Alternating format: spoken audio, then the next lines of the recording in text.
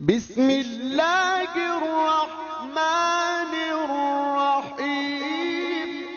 حضرت خواجہ باقی باللہ صاحب رحمۃ اللہ علیہ، حضرت بدر الدین احمد مجدد الافسانی رحمۃ اللہ علیہ کے پیرو پیشوا تھے۔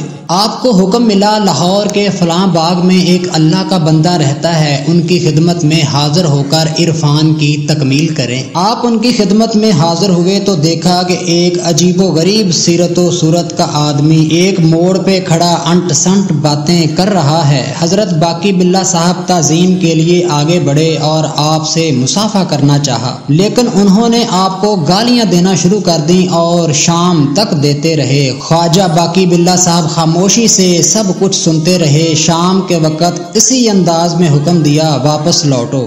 دوسرے دن پھر حاضر ہوئے، پھر اسی طرح ہوا۔ حضرت خواجہ باقی باللہ صاحب کو دیکھتے ہی وہ ان پر ٹوٹ پڑے اور جو کچھ بھی بول سکے بولے۔